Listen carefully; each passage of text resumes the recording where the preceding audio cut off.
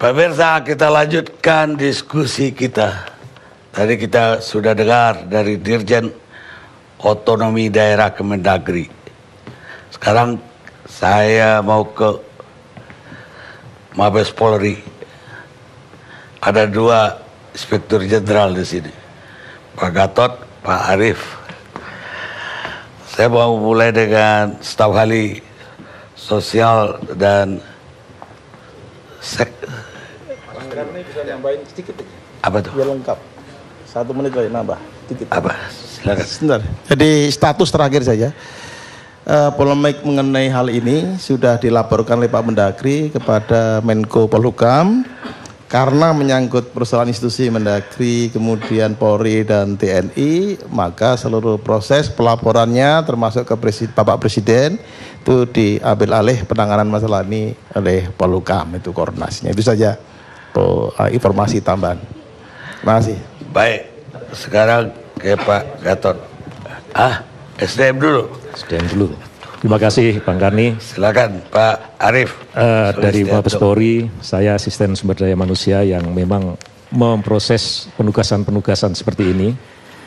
Tadi secara panjang lebar dan lengkap sudah dijelaskan oleh Pak Dirjen Otonomi Daerah, Pak Sony. Saya akan menambahkan yang berkaitan dengan proses yang terjadi di internal Polri. Bahwa yang pertama ingin saya sampaikan, selama ini Polri tidak pernah meminta ataupun mengusulkan patinya menjadi PLT atau pejabat gubernur.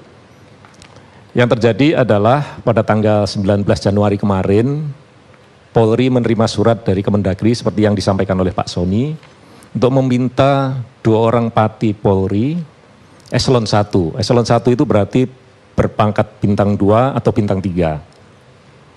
Tanpa menyebutkan nama dan tanpa menyebutkan lokasinya di mana akan ditugaskan sebagai PJ atau PLT.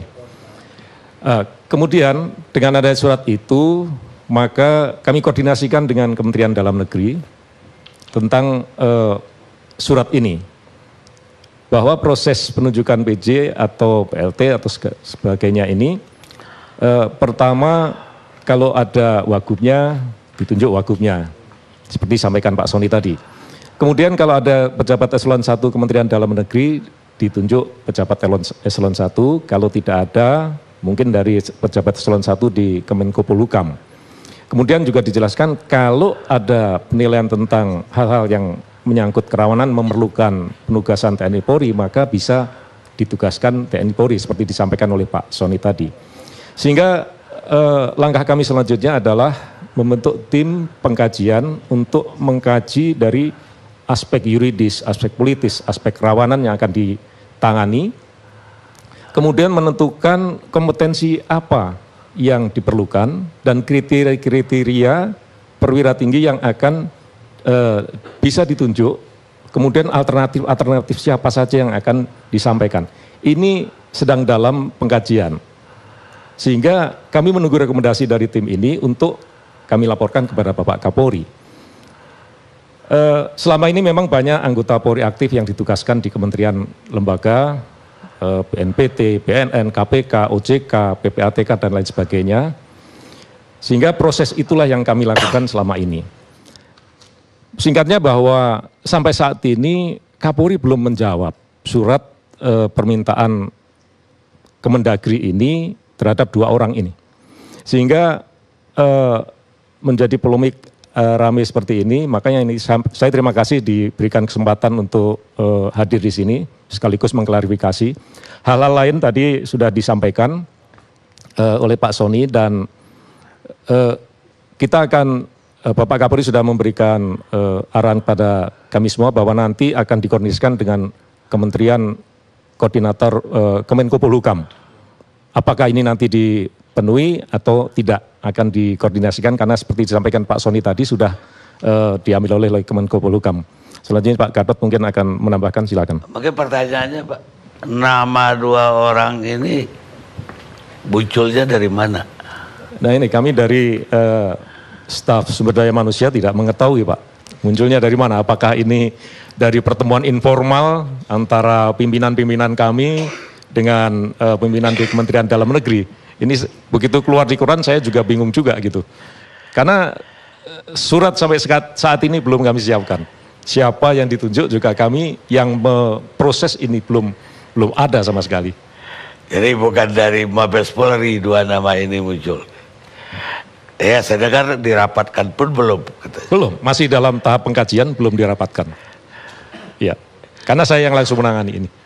Baik, tapi bagaimana dengan Undang-Undang Nomor 2 Tahun 2002 Pasal 28 Ayat 3? Ya, mungkin Pak Gatot yang akan menjelaskan. Baik. Terima kasih Pak Karni.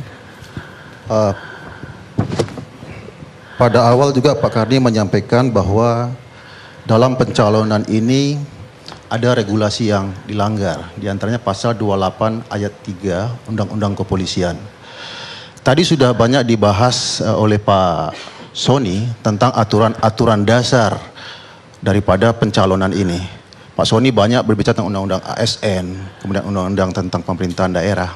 Nah, di dalam Pasal 28 Ayat 3 yang kita pahami, apabila anggota Polri ingin melakukan jabatan di luar kepolisian, dia harus keluar dari Polri atau pensiun dini. Mungkin orang belum membaca penjelasannya. Dalam penjelasan Pasal 28 Ayat 3, di situ dijelaskan bahwa anggota Polri yang akan melaksanakan tugas di luar kepolisian itu harus terkait dengan tugas-tugas kepolisian, yang tidak terkait dengan tugas kepolisian. Berarti dia tidak bisa dan atau tidak persetujuan Bapak Kapolri. Itu yang kita pegang. Nah, kemudian dari ini Bapak Kapolri mengeluarkan yang namanya Peraturan Kapolri Nomor 1 Tahun 2013. Di dalam pasal 7 disebutkan bahwa anggota Polri itu bisa menempat jabatan fungsional dan jabatan struktural di mana saja, di kementerian, lembaga, komisi, badan, BUMN, BUMD, kemudian juga di perwakilan asing, kemudian juga instansi tertentu dengan persetujuan Pak Kapolri. Ini yang harus dijelaskan. Nah, oleh karena itu, kalau menurut saya, ketika ada anggota Polri yang ditugaskan di luar institusi Polri, itu tidak melanggar regulasi. Karena kalau kita membaca hanya pada pasal 28 ayat 3 saja, tidak membaca penjelasannya, mungkin itu benar. Tetapi ketika kita membaca penjelasannya,